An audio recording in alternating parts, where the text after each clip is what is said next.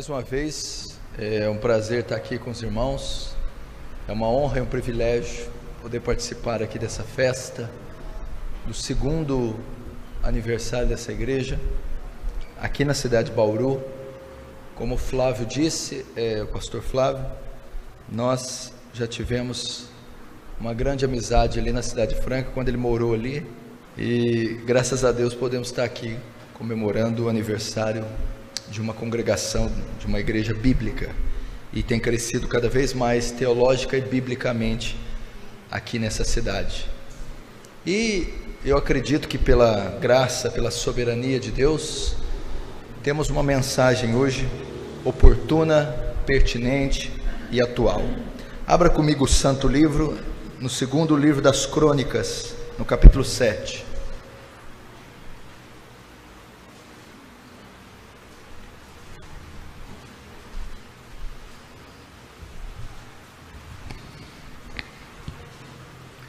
Segundo Crônicas, capítulo 7.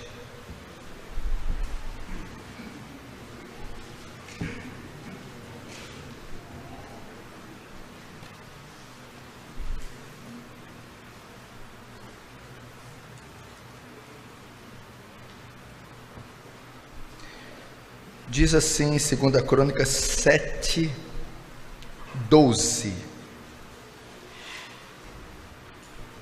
Vamos ler a partir do 11. Assim Salomão acabou, segunda Crônicas 7, 11. Assim Salomão acabou a casa do Senhor e a casa do rei. Tudo quanto Salomão intentou fazer na casa do Senhor e na sua casa, prosperamente o efetuou. De noite apareceu o Senhor a Salomão e lhe disse: ouvi a tua oração, escolhi para mim este lugar, para a casa do sacrifício. Se eu cerrar os céus, de modo que não haja chuva, ou se eu ordenar aos gafanhotos que consumam a terra, ou se enviar a peste entre o meu povo, se o meu povo que se chama pelo meu nome se humilhar e orar e me buscar e se converter dos seus maus caminhos, então eu ouvirei dos céus, perdoarei os seus pecados e sararei a sua terra. Até aí deixa aberto aí, vamos fechar os olhos, só uma rápida oração novamente. Pai, minha oração é que o Senhor glorifique teu nome essa noite, faz teu reino avançar, Senhor, nos conforma a imagem do teu Filho, despeja da sua graça gloriosa e abundante, não permita ser apenas uma palestra, um sermão morto, seco, vazio, não permita que esse evento seja um entretenimento, mas que haja demonstração de poder e do Espírito Santo, em nome de Jesus, amém. Queridos, eu quero falar um pouco essa noite sobre avivamento. Nós estamos aí no mês que se comemora a Reforma Protestante, e mais daqui 2 anos nós teremos os 500 anos de Reforma Protestante. A Reforma se iniciou no período chamado, período que estava terminando, o período das trevas, onde a Igreja Católica Romana, ela tomou o poder sobre vários aspectos da sociedade, inclusive ela foi detentora do poder religioso. Tudo que se cria vinha da Igreja Católica, você só podia crer naquilo que eles ensinavam. Então foi um momento de paganismo, um momento de idolatria, um momento de ceticismo e muita ignorância. Então Deus ilumina um monge agostiniano, Martinho Lutero, e ele, ao ter acesso às escrituras, principalmente a carta de Paulo aos Romanos, capítulo 1, verso 16, 17, ele então descobre que a justiça de Deus é encontrada no Evangelho, e ele ali na Catedral de Wittenberg vai fixar as 95 teses, dando início à Reforma Protestante e tirando a Igreja de Cristo do obscurantismo, levando ela de volta para o livre exame das Escrituras, trazendo uma reforma. Depois desse movimento reformado, que foi se estendendo por toda a Europa, nós tivemos, depois de alguns anos, os movimentos de avivamentos. E os avivamentos vinham juntamente com reforma. Eu acredito que reforma e avivamento andam juntos. Quando existe uma reforma, vem um avivamento. E esse avivamento vinha para despertar, tirar o sono, a monotonia, a religiosidade engessada, litúrgica, que não salva, que não liberta, que não transforma. E eu acredito que nós estamos vivendo períodos, e não é novidade para ninguém, que a nação brasileira precisa passar por uma reforma, a igreja brasileira precisa passar por uma reforma e por um avivamento. É um tema que não vai se esgotar, acredito, até a volta de Jesus, até a consumação dos séculos, porque o que está crescendo no Brasil é a corrupção teológica, o que está crescendo é a heresia, que são as blasfêmias, não é o Evangelho de Cristo. E a igreja cristã brasileira precisa ser reformada, precisa voltar para as Escrituras, precisa voltar para as sãs doutrinas, antes que Deus envie um juízo drástico, e o que me parece já está enviando. Quando você olha para o cenário político, econômico, social do Brasil, você já vê o caos que está se tornando a nação brasileira. Isso já é indícios de juízo, até porque quando essa mulher se elegeu e se reelegeu, o governo dela representa juízo para a nação. Quando uma mulher está no poder, e uma mulher como essa está no poder, e traz o que traz, provavelmente já é uma espécie de juízo, não só pela imoralidade, idolatria, corrupção do povo brasileiro, mas por conta do que a igreja cristã evangélica está fazendo em nome dele. Como Leonardo de Ravenhill disseram para ele que a igreja sofreria pelo pecado da América. Ele disse: não, a América que vai sofrer pelo pecado da igreja. Eu acredito que a mesma coisa está acontecendo no Brasil. Então há urgente necessidade de uma reforma, mas não uma reforma que leve para alguma linha teológica isolada, não uma reforma que crie novos papas, mas uma reforma que leve para o sola escritura, somente as escrituras, para que leve uma reforma que leve para o solo Christus, somente Cristo, que venha convergir na pessoa, na obra, na divindade, na morte, na ressurreição de Cristo.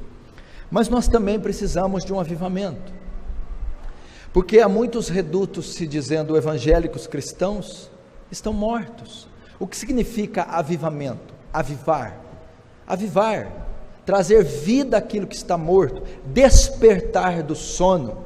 Avivamento significa o povo que já é de Deus, o povo santo de Deus, que anda sonolento, que anda desmotivado, que anda fraco, árido, seco, se despertar novamente para uma fé robusta. Avivamento é fome de Deus, avivamento é sede de Deus, fome de estudar as palavras, fome de estudar as escrituras. Avivamento é sede por mais da presença de Deus, fome por oração. Avivamento é um despertar da pureza, onde a igreja é faminta, não por campanhas, não por prosperidade, não por títulos, mas ela é faminta por pureza, faminta por santidade. Ela deseja crescer mais a imagem de Cristo.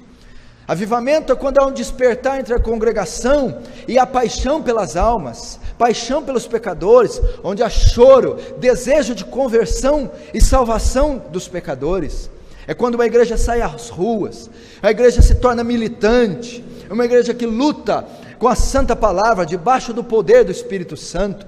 Isso é um avivamento, e nós estamos precisando.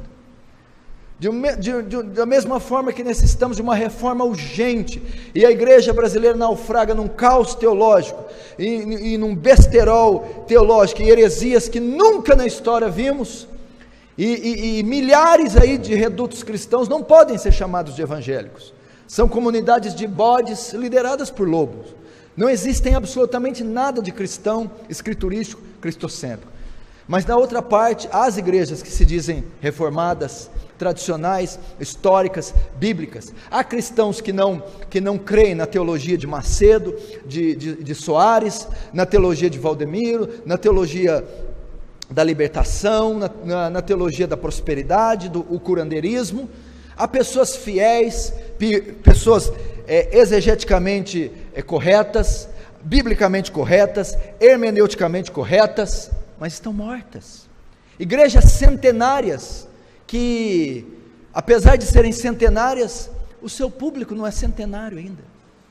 Igrejas que não têm reuniões de oração, igrejas que não jejuam, igrejas que não evangelizam, que não saem às ruas, que não têm obras sociais, igrejas que perderam o vigor, a robustez, igrejas que não podem, por causa do movimento carismático, por causa do movimento neopentecostal que destruiu a doutrina do Espírito Santo, resistem também qualquer movimento que se pareça com o Espírito Santo. Elas precisam acordar, precisam se despertar. A nação brasileira precisa passar por um avivamento, precisa sofrer um avivamento. Nós precisamos, eu e você precisamos, porque nós vivemos um período árido, seco.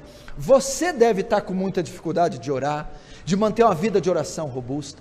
Você deve ter dificuldade de gastar horas e horas debruçado sobre o Santo Livro, orando, interpretando, buscando. É um tempo escuro, é um tempo sombrio, é um tempo árido, seco, onde não contamos com o sobrenatural de Deus, onde não temos mais crentes vigorosos, vigílias de oração vigorosas, reuniões de orações abarrotadas de pessoas fortes, que vencem, enfrentam o pecado, mortificam a carne. Isso está em dificuldade. Nós estamos vendo, apesar de teologicamente corretos, nós somos muito superficiais, muito cristãos feitos em laboratório, que passam num seminário e estão prontos para mudar o mundo, mas que não conseguem vencer mínimos dos seus pecados, os menores dos seus pecados, que não conseguem ter um evangelismo eficaz, fazer avançar, expandir o reino de Deus sobre o poder do Espírito Santo. Está difícil, está árido, está seco. Então nós necessitamos de um avivamento, um derramar do Espírito Santo na congregação, entre o povo de Deus, entre os ministros, entre os anciãos, entre os jovens, entre os irmãos, despertar para uma vida superlativa em Deus. Você pega, por exemplo, o século 17, Inglaterra. A igreja cristã estava sofrendo um esfriamento terrível. Cultos mortos, sermões entediantes para um público sonolento.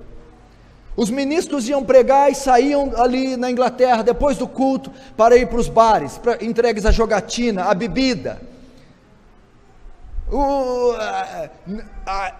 Passou-se aquele tempo vigoroso, houve um caos, mas um grupo de jovens na Universidade de Oxford começa a se reunir para orar, apelida aquele grupo de Clube Santo. Os personagens desse clube era George Whitefield, era Charles Wesley, John Wesley. Na noite de 31 de dezembro de 1734, numa vigília de oração, esse clube santo, esses homens e tantos outros que eu orei, foram visitados pelo poder do Espírito Santo, caíram ao chão, começaram a orar, soluçar, convencer dos seus pecados. Então começa ali um despertar, através desses homens, e varre toda a Inglaterra. Vultos como George Whitefield, o pregador ao ar livre, Charles Wesley com seus hinos, e John Wesley pregando para multidões de 5 mil, 8 mil, 15 mil, 20 mil pessoas, e há um despertar em todo o território inglês. As pessoas se aglomeram e se acotovelam correndo para ouvir os sermões dele, os sermões sobre arrependimento, justificação pela fé, sermões sobre santificação. Então a Inglaterra sofre um avivamento. Na mesma época, um tempo depois, na Nova Inglaterra, surge outro vulto chamado Jonathan Edwards, na cidade de Northampton. Ele começa a fazer uma série de sermões da justificação pela fé.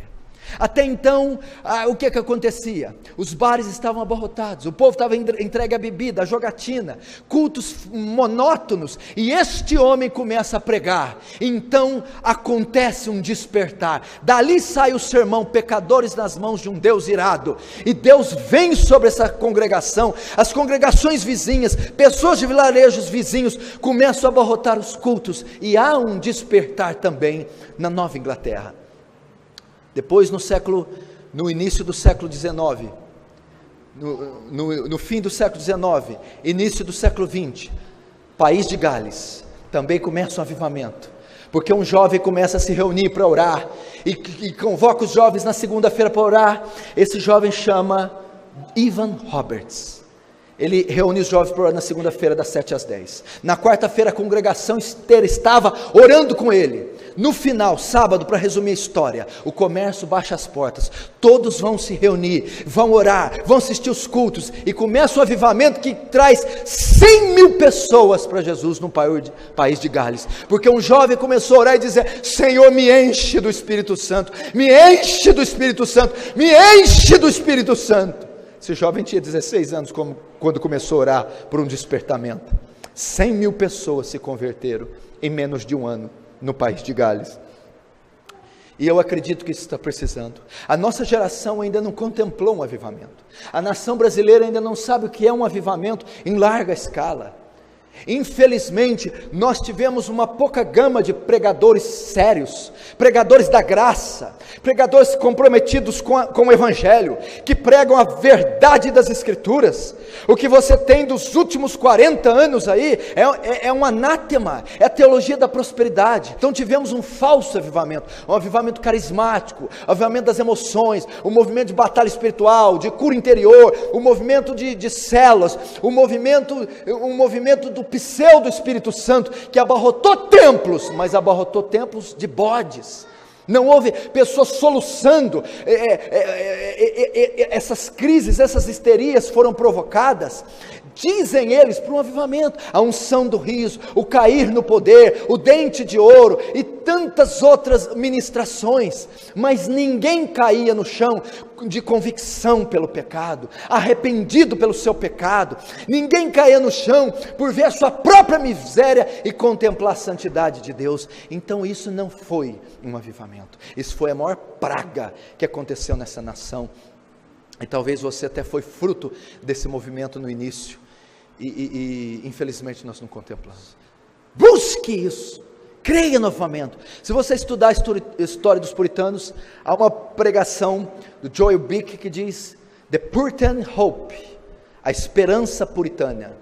Os puritanos criam no avivamento final, criam que Deus ia despertar a igreja no fim, criam que haveria um florescer de santidade, de purificação no meio cristão, criam que haveriam conversões genuínas antes de Jesus voltar. Nós também temos que crer.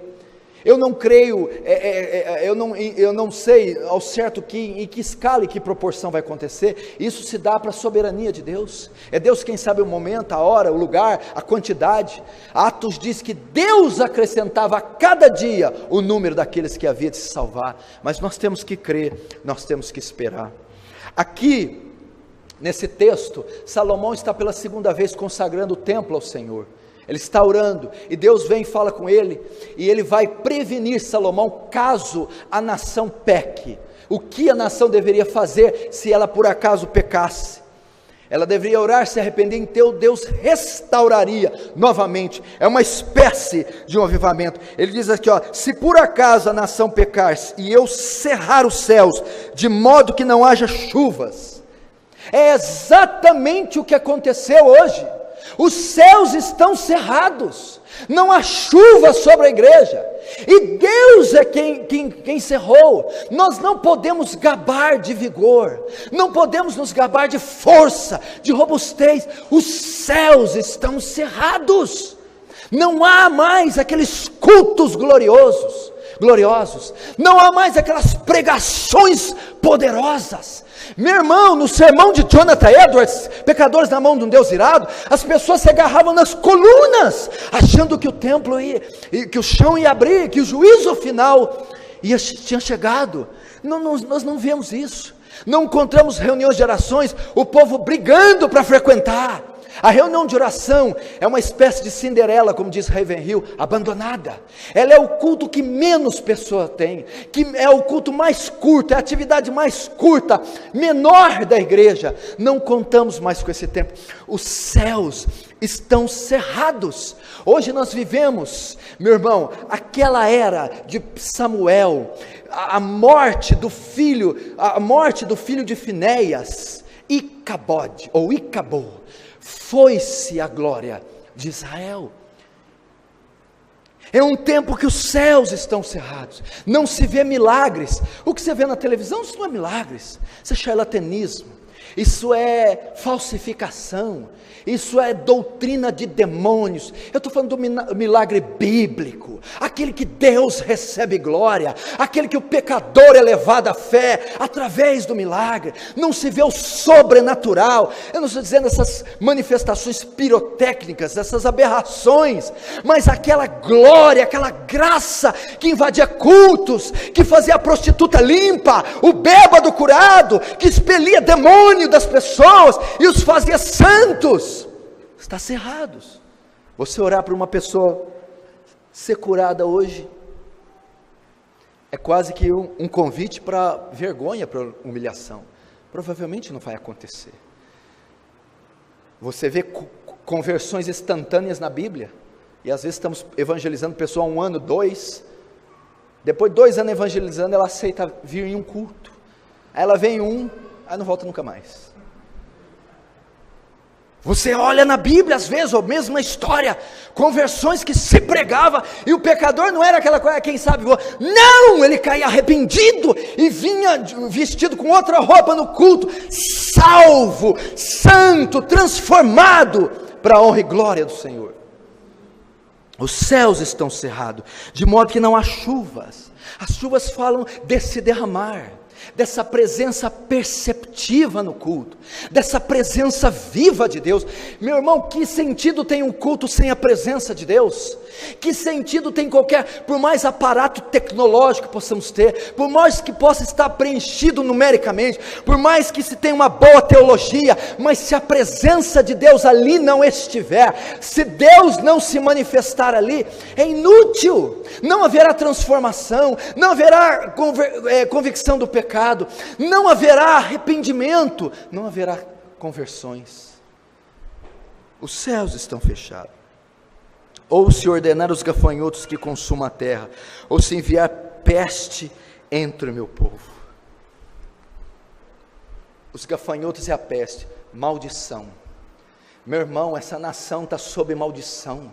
Parece que nós não temos mais profetas nos púlpitos para denunciar o que está acontecendo. Meu irmão, não é obra do acaso, não é causa e efeito, meu irmão, não é a meteorologia, é uma maldição que está sobre essa nação. Os juízos de Deus já estão sendo despejados contra essa nação. Até quando Deus vai suportar? A Bíblia diz em Isaías capítulo 1, o incenso para mim é coisa abominável, já não posso suportar as vossas festas solenes, elas não me dão nenhum prazer. Quando compareceis a mim para apresentar um sacrifício, eu lhes direi, quem requeriu isso de vós? É esse o estado da nação, esse é o estado da igreja brasileira. Ela pecou, ela se desviou, ela vai para outro caminho, ela se tornou apóstata, mundana, e essa é a causa desse esfriamento, essa é a causa dessa sequidão, dessa aridez. Nós não podemos negar isso. Olhe os números, vai ver o índice de divórcio, fora e dentro da igreja é quase o mesmo, abortos fora e dentro da igreja, pedofilia, fornicação, inadimplência, você vai ver os números são quase iguais. Está havendo uma secularização do cristão, eles estão caminhando a passos largos para uma descaracterização. Não se faz mais diferença entre do santo e do profano, do precioso e do vil. Hoje o que se vê é os cristãos nominais, são crentes de nome, não passaram por um novo nascimento, por uma transformação, não são santos, não crescem em santidade, não se conformam à imagem de Jesus. A nação está sob maldição, por isso as chuvas foram retidas Por isso Deus reteve a sua glória, porque eu acredito que um Deus santo não é obrigado a submeter a isso, não é obrigado. Se você lembrar dessa própria época, a época de Davi, de Moisés, os apóstolos, o culto que era oferecido a Yahvé, o culto que era oferecido, olha o que Davi fazia, matava 6.000 cabeças de gado. Davi fazia um festival, Davi reformou todo o sacerdócio levítico, Davi fez toda a planta da construção do templo. A ânsia de Davi, a obsessão de Davi, era cultuar Yahvé. Para você ter uma ideia, quando foi Salomão que fez o templo, Davi ofertou para a construção de templo. Sabe qual foi a oferta de Davi? 6 toneladas de ouro Davi ofertou para a construção do templo. Era a paixão de Davi. Então, olha no Antigo Testamento como Deus era cultuado, como Deus recebia a glória, e olha como Deus é cultuado hoje. Olha os cultos que rendemos a Deus, olha como o nome santo de Deus é blasfemado entre os gentios, por causa dessa igreja moderna. Eu não sei se vocês viram um vídeo recentemente, numa igreja que se diz cristã, estava sendo ministrado curas, veio um homem até o altar, que parece que estava com uma enfermidade na garganta, um pastor pegou um copo d'água, bocejou, pediu que o enfermo abrisse a boca, e cuspiu na boca dele, profetizando a cura. Você acha que Deus vai tolerar isso? Que Deus tem que suportar isso? Por isso Ele cerrou os céus, Ele cerrou. Mas há aqui uma esperança de avivamento, porque Deus é misericordioso, tardio em se irar, longânimo para conosco. Sempre vai haver uma palavra de misericórdia para a igreja, sempre vai haver uma esperança. E o avivamento começa como? Se o meu povo, que se chama pelo meu nome, primeiro, meu povo. Queridos, o avivamento só pode ocorrer entre o povo de Deus. O avivamento só ocorre na igreja. O avivamento só ocorre entre os santos. Se for acontecer um avivamento na cidade de Bauru, saiba que se Ele for escolher um lugar, se for escolher pessoas, serão vocês, serão santos. É a igreja, é o lavado, é o remido, é aquele que porta a boa nova de Cristo. Se o meu povo, que se chama, é só pela igreja. Abacuque 3:2 diz: aviva, ó Senhor, a tua obra no meio dos anos, e faz ela conhecida no meio dos anos. Na tua ira lembra-te da misericórdia. Aviva, Senhor, a tua obra. Abacuque está dizendo: aviva teu povo, aviva a igreja, desperta os pastores, desperta os obreiros, desperta os diáconos, desperta os anciãos, inflama o coração deles, chama-os para uma vida forte, para uma vida espiritual, para abandonar o pecado, a sonolência, os jogos, a TV, as internets, e buscar a face de Deus. O avivamento vem sobre o povo de Deus, é só sobre o povo de Deus. Ezequiel 37 fala essa verdade, diz assim: escute, veio sobre mim a mão do Senhor, Ele me fez sair no espírito, e me pôs no meio de um vale que estava cheio de ossos, e me disse: filho do homem, porventura viverão esses ossos? E eu disse: Senhor, tu sabes. Então me disse: profetiza sobre esses ossos, e diz-lhes: ossos secos, ouvi a palavra do Senhor. Assim diz o Senhor a esses ossos: eis que farei entrar em vós espírito, e vivereis. E profetizei como ele deu ordem. Então o espírito entrou neles, e viveram, e puseram-se de pé um exército grande e extremo. Agora olha só, para mostrar que o avivamento ocorre só com a igreja. Então me disse: filho do homem, estes ossos são toda a casa de Israel.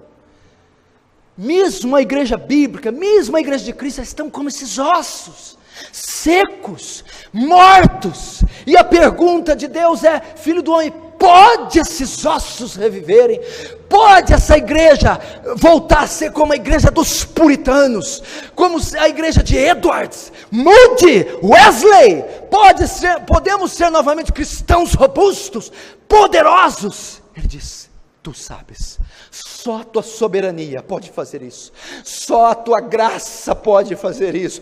Então profetiza sobre eles. A Bíblia diz que Ezequiel se pôs no meio deles em visão e falou, e Deus enviou o Espírito, encheu aqueles ossos, eles se tornaram carne, se fizeram como um exército, e Deus os encheu e fez como um exército. Esses ossos, esse exército é a casa de Israel. Meu irmão, que esses dias Deus tenha misericórdia de nós, que mesmo sendo ossos inertes, que estão minguando, que estão fracos, eu não estou dizendo talvez que seja culpa sua, talvez você quer, mas não consegue, queria ser mais santo, orar mais, queria evangelizar, ir aos valados onde ninguém ousa ir, queria de fato abandonar certas práticas, mas se vê seco, se vê morto, se vê fraco. Mas uma esperança quando Deus diz, pode eles reviverem? Tu sabes. É como se Deus dissesse, para mim não há impossíveis. Se eles ouvirem a minha palavra, se eles abrirem o coração, eu enviarei meu Espírito, e eles reviverão. Primeiro, o avivamento só pode acontecer com o povo de Deus. Segundo, a Bíblia diz que se chama pelo meu nome. Quem me acompanha pela internet já sabe como que eu transpiro. Isso porque a minha igreja tem ar-condicionado. E Bauru é muito mais quente que Franca. Então, irmão, se vocês me verem aqui, todo suado, e passando essa toalha demais, não assustam não. Primeiro, o avivamento só vem com a igreja. Pela igreja, através da igreja. Eu não estou dizendo que o avivamento está na mão da igreja. Obviamente não está. O avivamento é uma obra soberana de Deus, mas a igreja participa. Soberania de Deus e responsabilidade humana caminham juntas no avivamento, que se chama pelo meu nome. O avivamento só vem quando o povo de Deus conhece o seu Deus. Sabe por quê? Um dos grandes motivos desse esfriamento, dessa decadência, porque o Deus que é adorado aí fora todo domingo, não é o Deus das Escrituras, é Mamon, é Dagon, é Baal, é um outro Deus, não é o Deus das Escrituras. O avivamento virá quando a doutrina de Deus for pregada de volta nos cultos, quando os atributos de Deus forem de volta ensinados nos púlpitos. As pessoas estão se reunindo no domingo e não sabem quem estão adorando, estão prestando culto a um Deus que pensam elas que é o Deus da Bíblia, mas não é. Pastor, mas como não é? 2 Reis, capítulo 2 diz, o meu povo fez para si deuses, fez para si ídolos. O Deus que a nação brasileira adora, ela mesma fez com a mente, ela mesma fez com o ventre, ela mesma fez com o seu coração. Não é o Deus da Bíblia. O Deus que a maioria conhece, talvez alguns aqui, é um Papai Noel gordo, velho, feio, aposentado da Previdência. É um Deus imediatista, é um Deus que só sabe despachar bênção. É um Deus inócuo, um Deus inofensivo, que não infunde terror nem temor, é um Deus mais digno de dó do que de ser temido. Esse é o Deus. E se você orar para um Deus desse, acho bom você esperar, porque ele pode estar num canto aí, porque uma rena enguiçou o seu trenó, e ele vai demorar a chegar. Esse não é o Deus das Escrituras. Avivamento vem quando a igreja começa a destilar conhecimento de Deus, quando ela começa a tributar glória só para o Deus de Abraão, Isaque e Jacó, o Deus Trino, o Deus Santo. As pessoas sequer conhecem algum atributo de Deus, elas não conhecem. É um Deus digno de dó. Daniel 11:32 diz, mas o povo que conhece o seu Deus se tornará forte e fará proezas. O povo que conhece o seu Deus é um povo forte, é um povo avivado, é um povo robusto. Você precisa retornar ao estudo das Escrituras para conhecer quem Deus é. Você precisa começar na sua congregação uma série de meses ensinando os atributos de Deus. O que são os atributos de Deus? Atributos de Deus são as qualidades, as características que Deus arroga para si. São as qualidades inerentes, oriundas de Deus. Isso são atributos, características da sua pessoa, qualidades que Ele possui. Você precisa entender um pouco dos atributos. O avivamento só vem quando a igreja conhecer quem Deus é, o Deus verdadeiro, e clamar por esse Deus. Por exemplo, atributos: espiritualidade é um atributo de Deus. Deus é espírito. O que significa? Deus é informe. Deus não tem forma. Não fica pensando que Deus é um papai, que Deus é um velho barbudo vestido de branco numa cadeira. Deus é espírito. João 4, ele fala para a mulher samaritana: Deus é espírito, e importa que os que adorem, o adorem em espírito e verdade. Por isso que fazer imagens é uma blasfêmia, Por isso que ele proíbe: não farás para ti imagem de escultura. Por quê? Porque é impossível trazer forma para um Deus soberano, infinito, eterno, poderoso. Ele é espírito, ele é informe. Não há como descrever nem caracterizar Deus. Deus é espírito. Outro atributo: a pessoalidade de Deus. Você sabia o que é pessoalidade? Deus é uma pessoa. Tem pessoas que se dirigem a Deus imaginando Deus ser uma força distinta, ser uma fumaça, sei lá o que, ou algo que só abençoa. Deus é persona. Deus é pessoa. O que significa? Ser pessoa significa ter razão, intelecto, ter sentimentos e vontade. Deus pensa, Deus sente, Deus escolhe, Deus tem pensamento. Olhe para Isaías 55, os meus pensamentos não são os vossos. Deus tem sentimento, Gênesis 6, e pesou o coração de Deus. Entristeceu-se Deus por ter feito o homem. Efésios 4:30, não entristeçais o Espírito Santo de Deus. E Deus tem vontade. Romanos 12, para que possa saber qual é a boa, agradável e perfeita vontade de Deus. Deus é uma pessoa. Quando você se relacionar com Deus, saiba que Ele pensa, sente e tem arbítrio. E o que compreende Deus ser pessoa? Significa que Deus é relacionável. Deus não está numa galáxia longínqua, numa esfera, Deus não está numa dimensão completamente longínqua. Deus é relacionável. E andou Enoque com Deus, e Deus o tomou para si.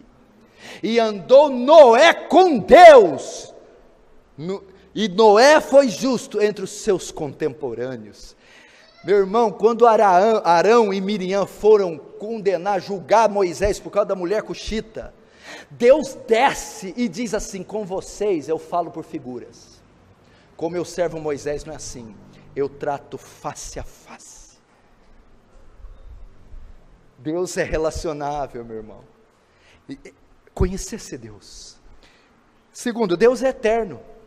O que significa eterno? Não tem começo, não terá fim, sempre existiu. Miqueias, capítulo 5, aquele cujas origens são desde a eternidade. Deus não se pode mensurar o tamanho de Deus.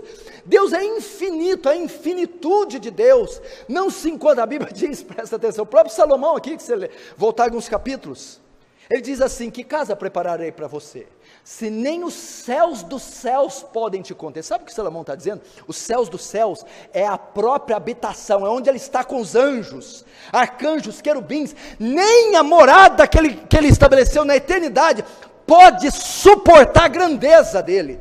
Ele é tão imenso que nem a própria eternidade pode contê-lo. Deus é infinito. Onipresença, onisciência, onipotência. O que significa ser onipotente? Deus tem todo o poder, onisciência, todo conhecimento, onipotência, está presente em todo lugar. Eu vou dar só alguns dadozinhos rapidinhos, eu só estou querendo ensinar o Deus que você adora, meu filho. Ele não é gordo, nem se veste de vermelho, e nem está lá no céu assentando tijolo para dar casa para algum bacana. Ele não está fazendo isso. É um Deus digno de temor e reverência. Onipotência significa que Deus tem todo o poder. Só você tem 60 trilhões de células, só um ser humano, você, 60 trilhões de células. Cada célula tem uma fita DNA de 1,72 m de comprimento. Se você amarrar cada fita uma na outra, você vai ter 102 bilhões de metros de fita DNA. Você pode dar a volta ao redor do mundo várias vezes com ela. Quem pode ter feito uma criatura desse jeito, senão o onipotente Deus? Sabe quantos litros de água há no mundo? No Oceano Atlântico, Pacífico, Índico. Sabe quantos litros? Você tem ideia de quantos litros de água tem? Você conhece milhão, né? Então vamos lá.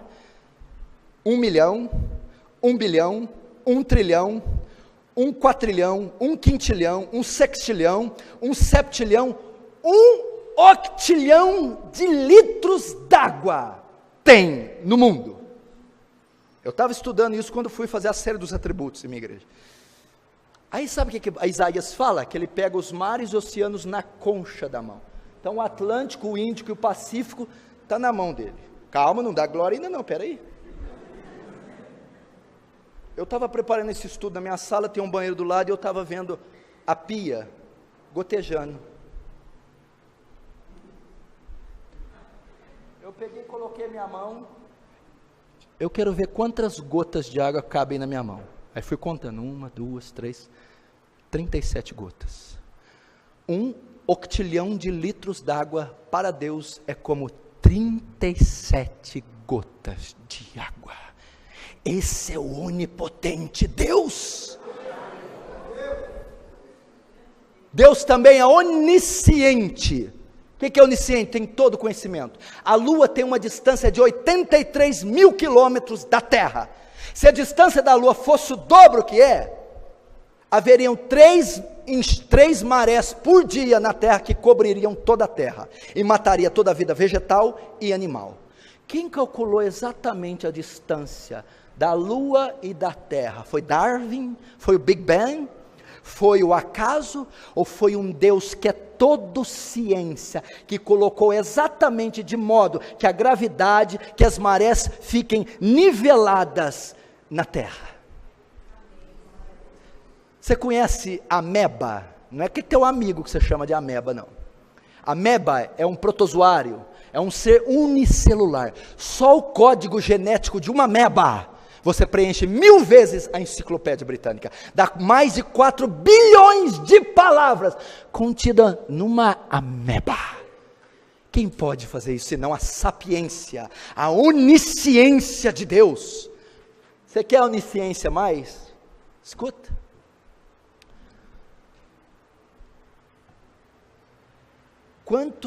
Quantas pessoas há no mundo? 7 bilhões. 7 bilhões de pessoas. A onisciência de Deus significa que Ele consegue saber o que as 7 bilhões de pessoas estão pensando ao mesmo tempo. Calma. Cada pessoa tem condição de processar 30 mil pensamentos por dia. Multiplica 7 bilhões vezes 30 mil. Dá 2 quatrilhões e 100 trilhões de pensamentos por dia. Deus consegue ver os 2 quatrilhões e 100 trilhões de pensamentos todos os dias ao mesmo tempo. Isso é o Deus onisciente. Agora me diz, você prefere crer nesse aqui ou nesse Papai Noel aí? O que você prefere? A onipresença. Isso aqui eu vou falar rápido. Onipresença você já sabe, pastor Flávio. É a capacidade de Deus estar em todos os lugares ao mesmo tempo. Então Deus está. A Virgem Maria, se alguém orar no Brasil e orar lá na África ao mesmo tempo, ela tem que pegar um jato turbo ultra e ela vai chegar atrasada. Se 3 orar ao mesmo tempo, tadinha, ela vai ter um derrame. Não consegue. Deus consegue estar presente em todo mundo ao mesmo tempo. África, Europa, Ásia, América. Está tendo um culto aqui, outro culto em outros cultos em todas as partes do globo. Deus está lá. Mas o mais magnífico não é isso. Deus não está só presente em todos os lugares ao mesmo tempo. Deus está presente em todos os lugares ao mesmo tempo e de forma completa. Não há parte de Deus aqui, parte na Indonésia e parte no Japão. Deus está completamente aqui agora e completamente lá no Japão agora. Ele é onipresente.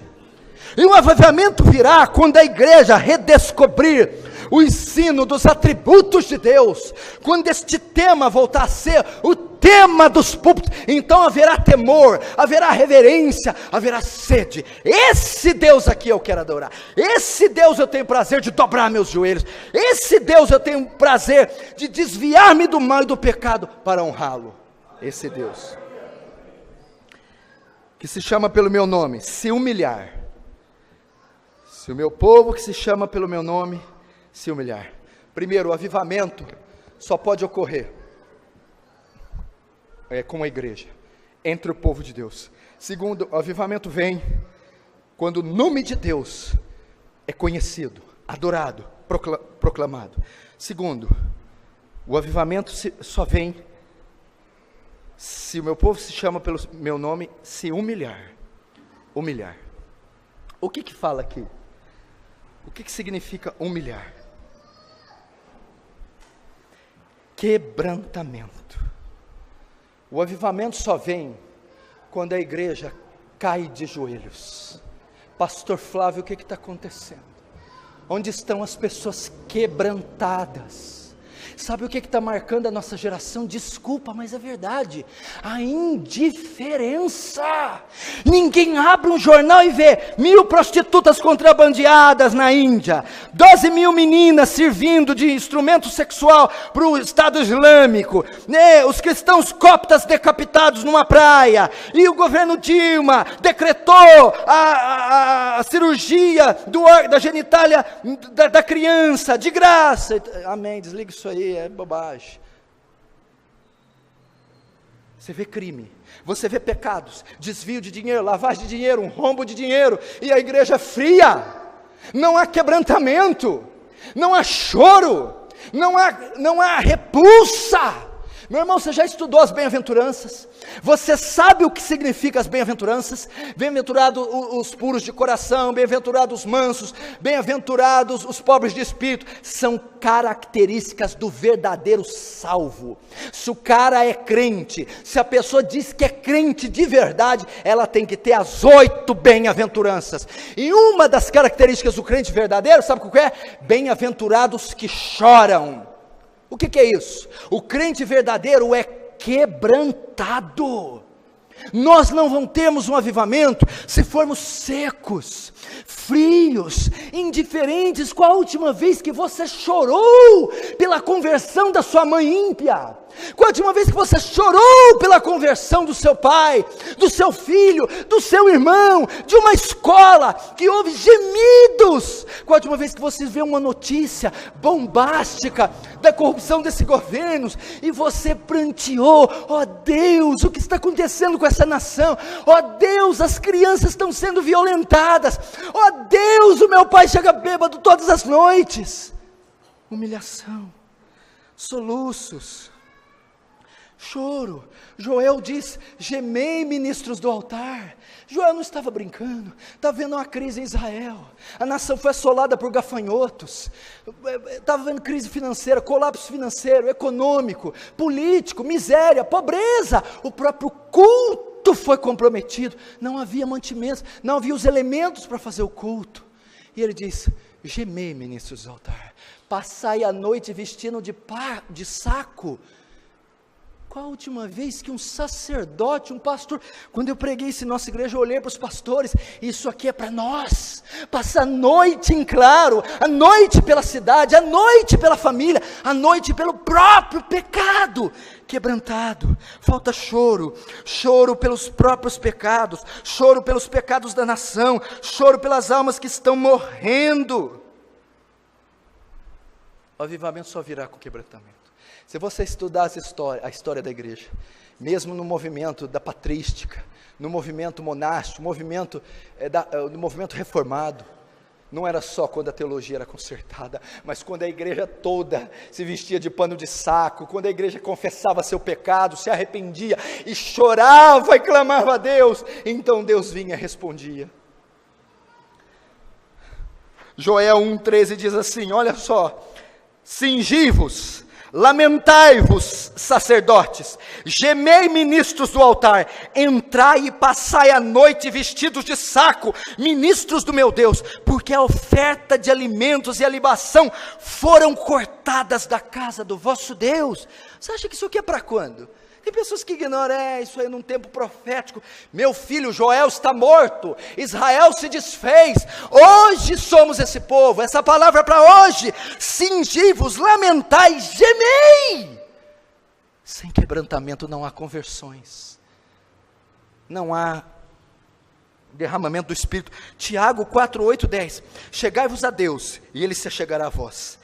Alimpai as mãos, pecadores, e vós de ânimo dobre, purificai os corações, senti as vossas misérias, lamentai, chorai, converta o vosso riso em pranto, e a vossa alegria em tristeza, humilhai-vos perante o Senhor, e Ele vos exaltará. Meu Deus, o que será que é necessário acontecer ainda conosco para fazermos isso? Será que já não é suficiente os escândalos que estamos vendo, tanto no mundo secular quanto na igreja? Será que os nossos próprios pecados, que nos esbofeteiam, não são suficientes para nos pôr humilhados, quebrantados, de joelhos? Olha qual foi a reação de Neemias. Neemias foi um grande reformador da época, trouxe uma reforma, avivamento. Quando ele soube do estado que estava Israel, olha o que ele fez. É assim que você fica, que nós ficamos, quando nos deparamos com o estado das coisas. Ele viu que Jerusalém está toda nos escombros, portas queimadas a fogo, muros fendidos, o povo em miséria e opróbrio. Olha a reação dele, Neemias 1,4. E sucedeu que, ouvindo eu essas palavras, assentei-me e chorei, e lamentei por alguns dias, e estive jejuando e orando perante o Deus dos céus. A primeira reação de Neemias, ele se quebrantou, lamentei, chorei, orei ao Deus dos céus alguns dias, jejuei, quebrantamento. Neemias ficou conduído, consternado, impactado com o estado das coisas. Foi isso que Deus está dizendo para Salomão: se esse povo pecar, se eu cerrar o céu, se houver seca, fome e miséria, a maneira de trazer as chuvas novamente é quebrantamento.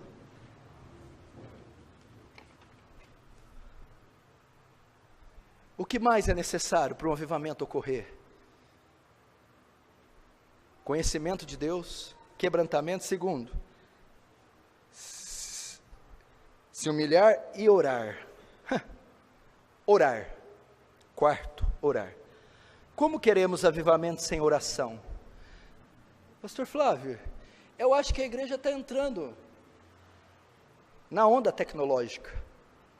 Hoje é o tempo das comidas rápidas, do fast food, do e-mail, do fax, do celular, do Twitter, do WhatsApp, do Facebook.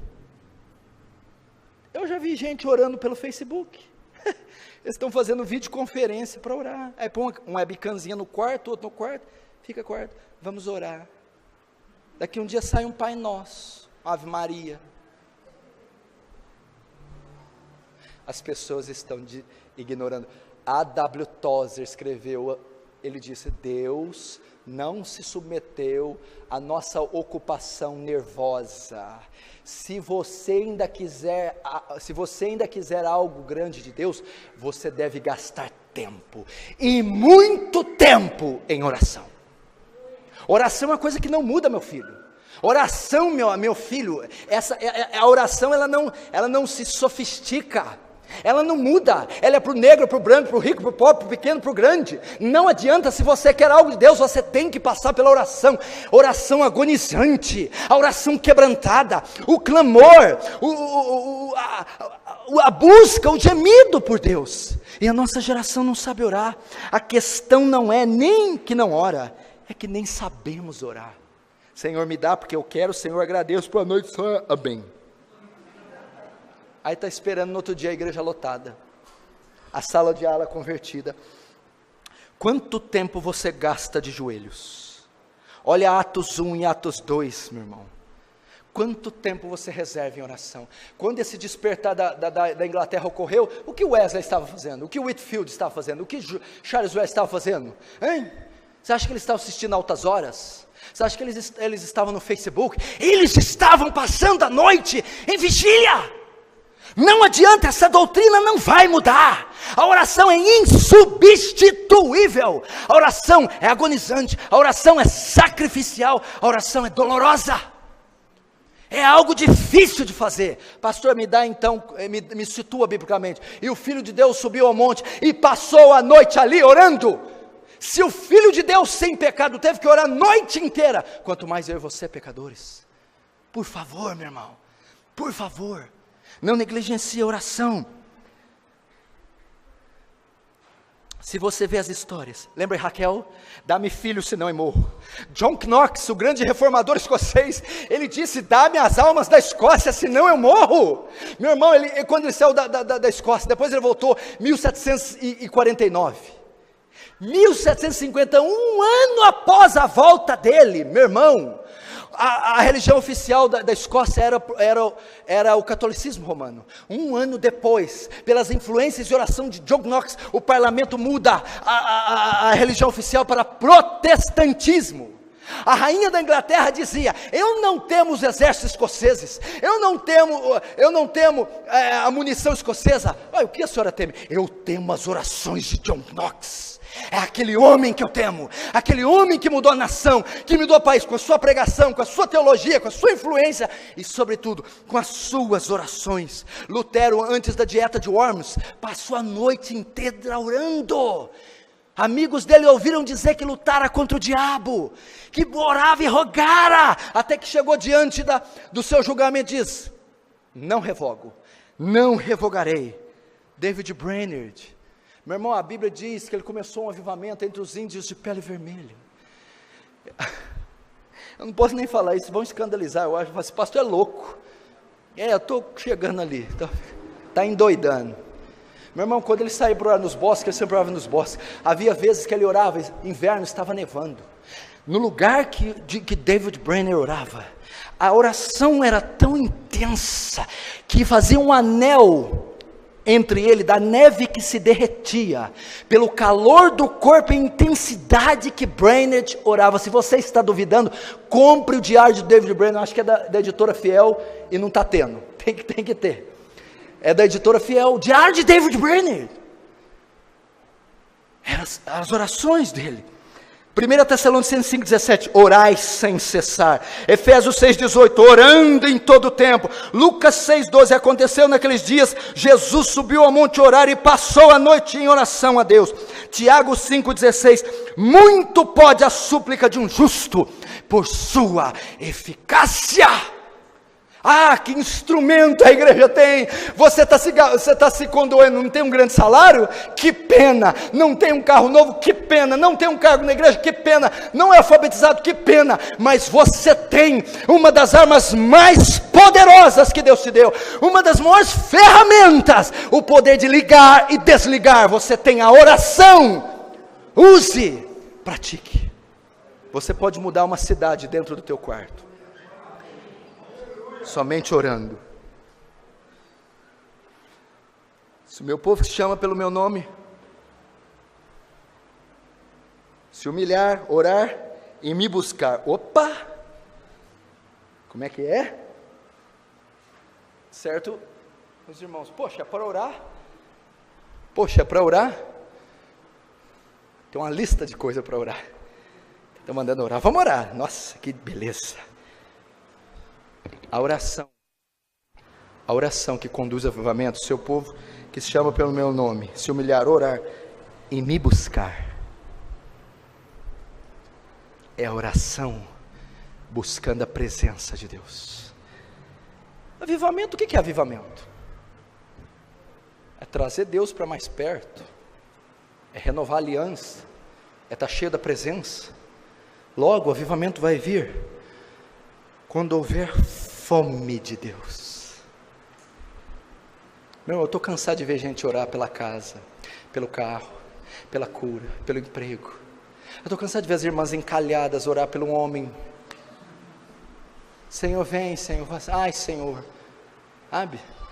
E cura, e faz, e batiza, e faz aquilo. E quando é que nós vamos parar para gastar 1 hora, 2, 3, 4, um dia, 2, uma semana, um mês, um ano, buscando não outra coisa, a não ser a face de Deus, a glória de Deus. Ó Deus, Tu és meu Deus, de madrugada Te buscarei, minha alma tem sede de Ti, e Te deseja como terra árida e seca que não tem água.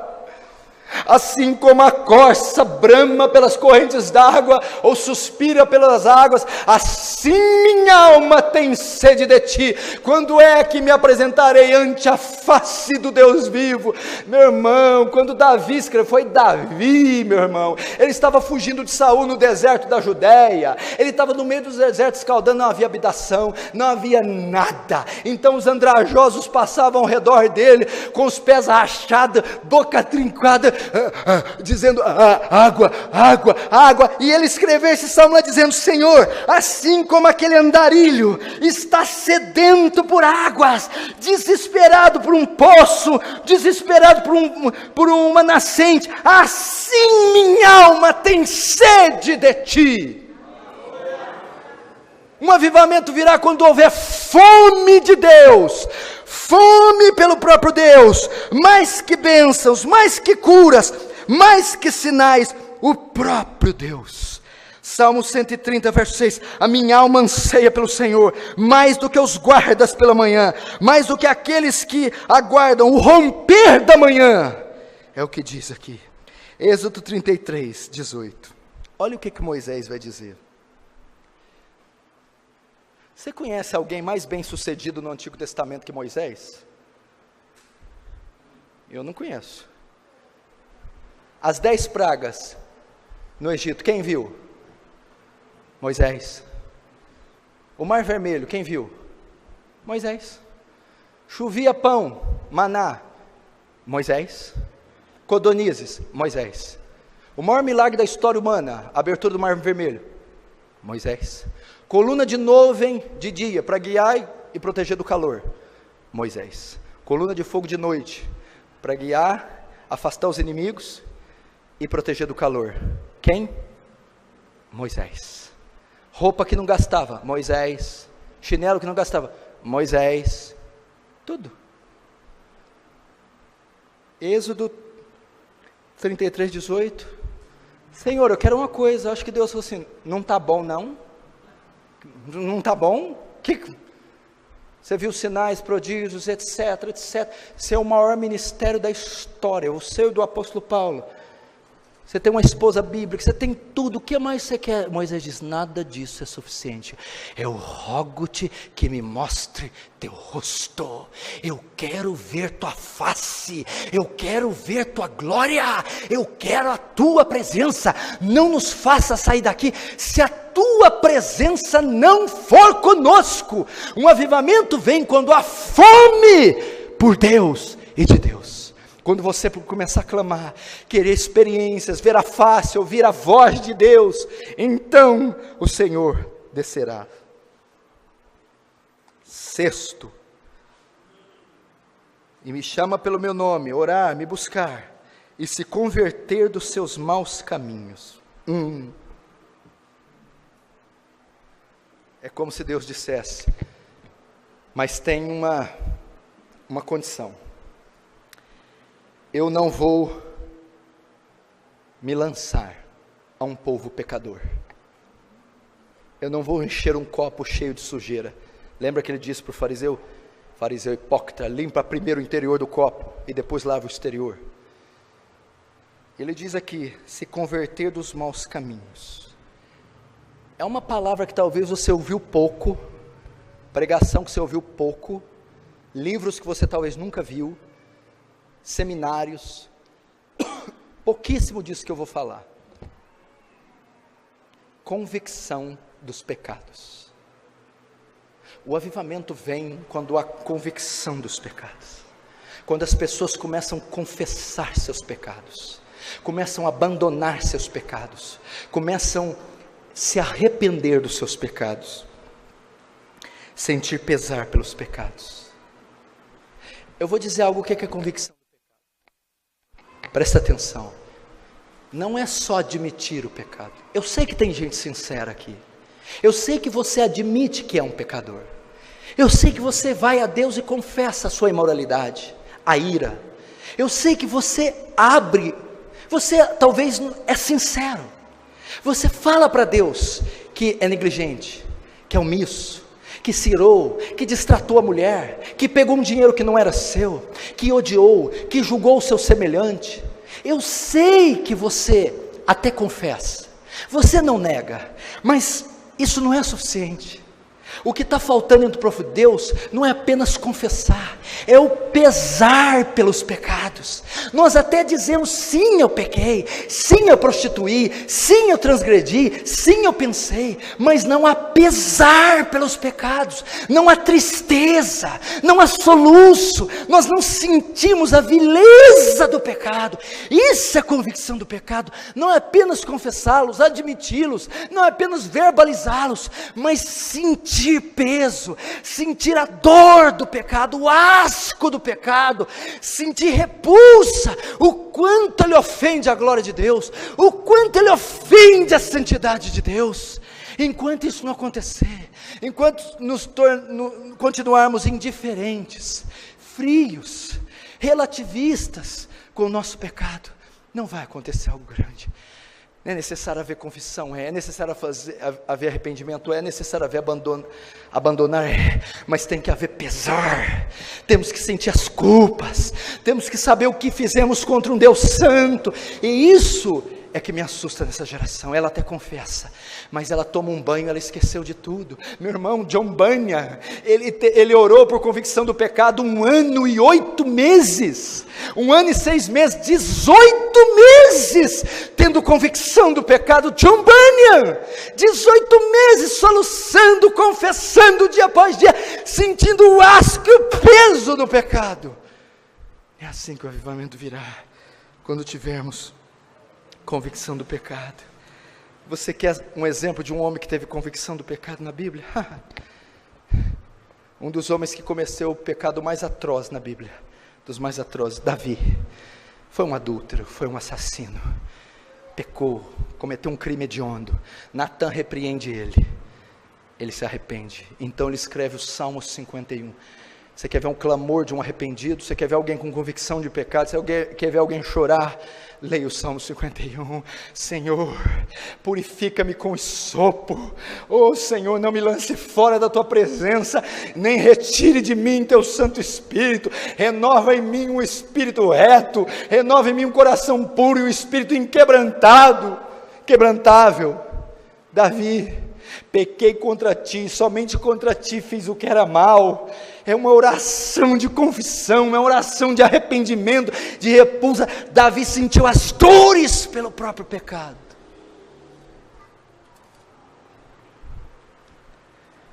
Então Deus termina dizendo a Salomão: se o meu povo que se chama pelo meu nome se humilhar, orar, me buscar e se converter dos maus caminhos, então ouvirei dos céus, perdoarei os seus pecados e sararei a sua terra. O que é esse sararei? Então trarei chuvas, abrirei os céus, trarei abundância de riquezas, prosperidade, bênçãos para nós. Então derramarei do meu espírito, despertarei a igreja, renovarei o meu acordo, minha aliança, meu concerto, meu pacto.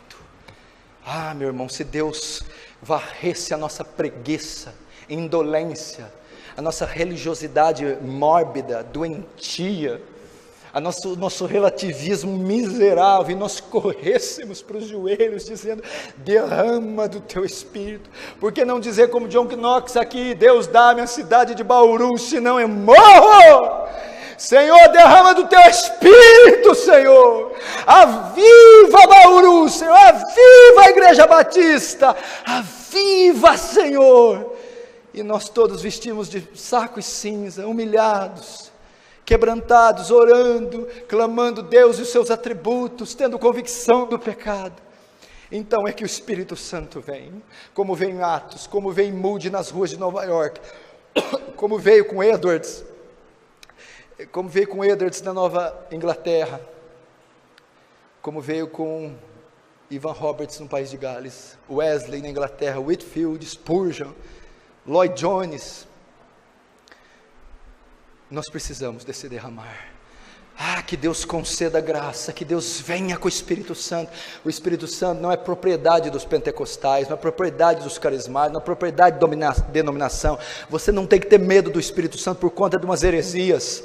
Meu irmão, Efésios 5,18, não vos embriagueis com o vinho o qual há dissolução, mas enchei-vos do meu Espírito. Busque o enchimento do Espírito, busque o poder do Espírito, busque ser corroborado de graça, de virtudes. Deixe de ser um crente seco, morto, vazio, mas busque o poder que foi prometido à igreja. A Bíblia diz: recebereis poder e ser-me-eis minhas testemunhas. Vamos ficar de pé e vamos orar, queridos.